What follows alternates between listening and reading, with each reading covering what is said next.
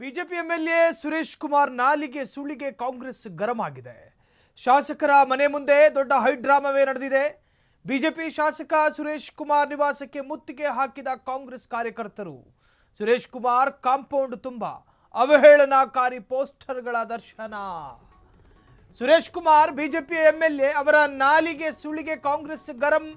ಶಾಸಕರ ಮನೆಗೆ ಮುತ್ತಿಗೆ ಹಾಕಿದ ಕಾರ್ಯಕರ್ತರು. ಬಿಜೆಪಿ ಶಾಸಕ ಸುರೇಶ್ ಕುಮಾರ್ ನಿವಾಸಕ್ಕೆ ಕಾಂಗ್ರೆಸ್ ಕಾರ್ಯಕರ್ತರ ಮುತ್ತಿಗೆ. ಸುರೇಶ್ ಕುಮಾರ್ ಕಾಂಪೌಂಡ್ ತುಂಬಾ ಅವಹೇಳನಕಾರಿ ಪೋಸ್ಟರ್ಗಳ ಅನಾವರಣ. ಶುಕ್ರವಾರ ವಿಧಾನಸಭೆಯಲ್ಲಿ ಸುರೇಶ್ ಕುಮಾರ್ 7 ತಿಂಗಳಿಗೆ ಹುಟ್ಟಿದ್ರೆ ಹೀಗೇನೆ ಅಂತ ಹೇಳಿದ್ರಲ್ಲ. ಸಚಿವ ಭೈರತಿ ಸುರೇಶ್ ವಿರುದ್ಧ ನಾಲೆಗೆ ಹರಿಯಬಿಟ್ಟಿದ್ದ ಸುರೇಶ್ ಕುಮಾರ್ ಕಾಂಗ್ರೆಸ್ ಕಾರ್ಯಕರ್ತರಿಂದ ಸಾರ್ವಜನಿಕವಾಗಿ ಕ್ಷಮೆ ಯಾಚಿಸುವಂತೆ ಒತ್ತಾಯ. ಘಟನೆಗೆ ಕುರಿತು ಪ್ರತಿಕ್ರಿಯಿಸಿದ ಸುರೇಶ್ ಕುಮಾರ್, ನಾನು ಬಳಸಿದ ಪದ ಅವಹೇಳನಕಾರಿಯಾಗಿದ್ದು ಅದನ್ನು ಸದನದ ಕಡತದಿಂದ ತೆಗೆದುಹಾಕಲಾಗಿದೆ. ಸದನದಲ್ಲೇ ಹೇಳಿಕೆಯ ಬಗ್ಗೆ ವಿಷಾದವನ್ನು ವ್ಯಕ್ತಪಡಿಸಿದ್ದೇನೆ. ಸುರೇಶ್ ಕುಮಾರ್ ನಾಲಿಗೆ ಸುಳಿಗೆ ಕಾಂಗ್ರೆಸ್ ಗರಂ. ಶಾಸಕರ ಮನೆ ಮುಂದೆ ಹೈಡ್ರಾಮ. ನುಡಿದರೆ ಮುತ್ತಿನ ಹಾರದಂತಿರಬೇಕು. ಉದ್ದಕ್ಕೆ ಹೇಳೋದಕ್ಕೆ ಟೈಮ್ ಇಲ್ಲ. ಲಿಂಗವು ಹೌದೌದೆನ್ನುತ್ತಿರಬೇಕು. ಅಂದ್ರೆ ನಾವು ಆಡೋ ಮಾತುಗಳಿದಾವಲ್ಲ, 4 ಜನ ಮೆಚ್ಚಿಕೊಳ್ಳುವಂತಿರಬೇಕು. ದೇವರು ಕೂಡ ಹೌದು ಹಿಂಗೆ ಹೇಳಿ ಸರಿ ಇದೆ. ನಿಮ್ಮ ಭಾಷೆ, ನಿಮ್ಮ ನಾಲಿಗೆಯಲ್ಲಿ ಉಚ್ಚಾರವಾಗುವಂತ ವಾಗ್ಝರಿಗಳು ಇವೆಲ್ಲವೂ ಛೀತು ಅನ್ನೋ ತರ ಇರಬಾರ್ದು.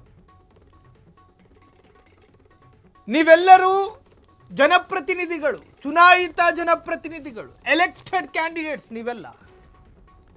ನೀವು ಅಸೆಂಬ್ಲಿಯನ್ನ ರೆಪ್ರೆಸೆಂಟೇಟಿವ್. ನೀವು ಜನಪ್ರತಿನಿಧಿಗಳು.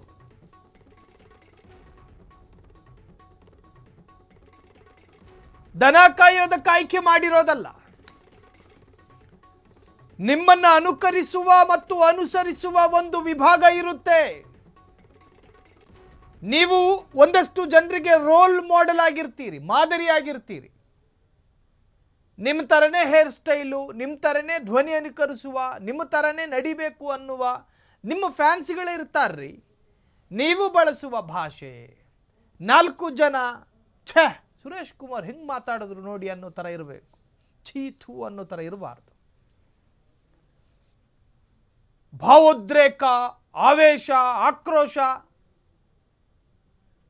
ಒಂದು ವಿಭಾಗಕ್ಕೆ ಬಂದ್ರೆ ಸರಿ ಅಂತ ಒಪ್ಕೊಂಡು ಸುಮ್ಮನೆ ಆಗಬಹುದು. ನಿಮ್ಗಳಿಗೆಲ್ಲ ಬಂದ್ರೆ ಭಾವೋದ್ರೇಕಕ್ಕೊಳಗಾಗಿ ಏನೇ ಓದಿರೋದು, ಸದನ ಅದರ ಗೌರವ ಗೊತ್ತಿಲ್ಲದಲೇ ಇರೋರು, 7 ತಿಂಗಳಿಗೆ ಹುಟ್ಟಿದವರು ಅಂದ್ರೆ ಏನು? ನೀವು ಭೈರತಿ ಸುರೇಶ್ ರವರನ್ನ ಬೈದಿದ್ದು ಅಥವಾ ಅವರ ತಾಯಿಯನ್ನ ಅವಹೇಳನ ಮಾಡಿದ್ದು? 7 ತಿಂಗಳಿಗೆ ಹುಟ್ಟಿದ್ರೆ ಹಿಂಗೇನೆ ಅಂದ್ರೆ ಅರ್ಥ ಏನು? Suresh Kumar higher education minister ಆಗಿದ್ದವರು. ಈ ಹಿಂದೆ ಸ್ವಚ್ಛಂದವಾದ ಕನ್ನಡ ಭಾಷೆ ಮಾತನಾಡುವವರು. ನಿಮ್ಮ ಬಾಯಲ್ಲಿ ಈ ತರಹದ ಹೇಳಿಕೆ ನಿರೀಕ್ಷೆ ಮಾಡಿರಲಿಲ್ಲ. ಶುಕ್ರವಾರ ವಿಧಾನಸಭೆಯಲ್ಲಿ ಸದನ ನಡೀತಾ ಇತ್ತು. ಆ ಸಂದರ್ಭದಲ್ಲಿ ಸುರೇಶ್ ಕುಮಾರ್ ಒಂದು ಪದಪ್ರಯೋಗ ಮಾಡ್ತಾರೆ, 7 ತಿಂಗಳಿಗೆ ಹುಟ್ಟಿದ್ರೆ ಹಿಂಗೆ ಆಗೋದು ಅಂತ. ಸಚಿವ ಭೈರತಿ ಸುರೇಶ್ ವಿರುದ್ಧ ಅವಹೇಳನಕಾರಿ ಹೇಳಿಕೆ. ಕಾಂಗ್ರೆಸ್ ಕಾರ್ಯಕರ್ತರಿಂದ ಸಾರ್ವಜನಿಕವಾಗಿ ಕ್ಷಮೆ ಯಾಚಿಸುವಂತೆ ಒತ್ತಾಯ. ಇವತ್ತು ಕಾಂಗ್ರೆಸ್ ಕಾರ್ಯಕರ್ತರು ಸುರೇಶ್ ಕುಮಾರ್ ಅವರ ಮನೆಗೂ ನುಗ್ಗಿದ್ರು ಮುತ್ತಿಗೆ ಹಾಕೋದಕ್ಕೆ. ಸಾರ್ವಜನಿಕವಾಗಿ ಕ್ಷಮೆ ಕೇಳಬೇಕು ಅಂತ ಹೇಳಿ ಒತ್ತಾಯ ಮಾಡಿದ್ರು.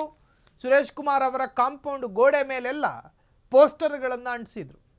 ಘಟನೆಯ ಕುರಿತು ಪ್ರತಿಕ್ರಿಯಿಸಿರುವಂತಹ ಸುರೇಶ್ ಕುಮಾರ್, ನಾನು ಬಳಸಿದ ಪದ ಅವಹೇಳನಕಾರಿಯಾಗಿದ್ದು ಅದನ್ನು ಸದನದ ಕಡತದಿಂದ ತೆಗೆದುಹಾಕಲಾಗಿದೆ.